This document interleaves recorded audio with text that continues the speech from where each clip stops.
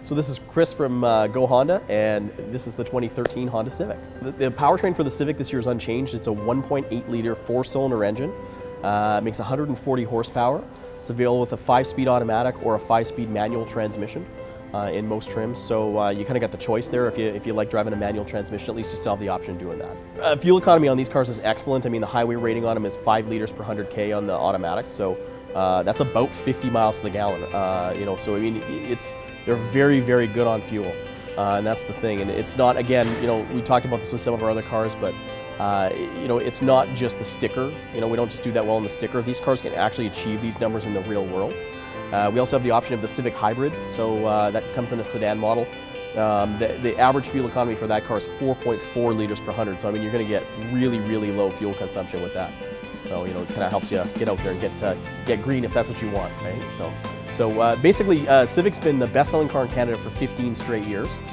We just confirmed that last year again. We sold about 65,000 Civics across Canada last year. So it's a big deal for Honda, and they spend a lot of time making sure that customers, you know, are going to get their money's worth when they buy this car, right? Because our reputation on this car is huge. You know, that's why a lot of people, you know, it's as you really think about it, it's really hard to find people that haven't owned a Civic before or known somebody who has. And there's tons of them out there on the road. You know, we see lots of older ones coming back in for service even. Customers are still driving today. So it's actually not that weird to see one with 300,000 to 400,000 kilometers with the original motor in it. Like it's as close it's as close to lasting forever as any car is liable to be, right? So basically for this year, they focused on making the car look a lot nicer, and it doesn't show on this one, but on most of the sedans, they have a chrome, they've added some chrome trim to the bottom of the bumper, just to make it a little bit more upscale, and they've kind of dressed up the front of it. On the back of the car, they've kind of tied the taillights into something that looks a little bit more like the Accord. You know, so trying to dress that up a little bit, make it a little more upper scale. But I guarantee the biggest change on this car for this year on the 13 was the interior. And we got really hit up in Consumer Reports last year. They actually stopped recommending the car to buy because they said the interior was too plasticky. And I don't know what that has to do with reliability, but Honda listened there too. So now all the dashes in these cars are all soft touch materials.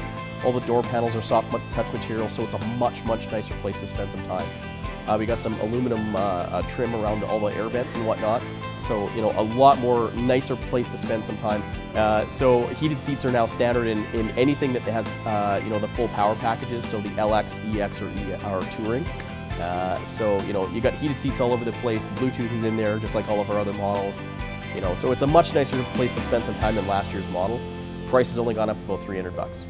So again, you know, Honda, you know, gives you $3 grand worth of value for $300. I mean, who's gonna turn that down?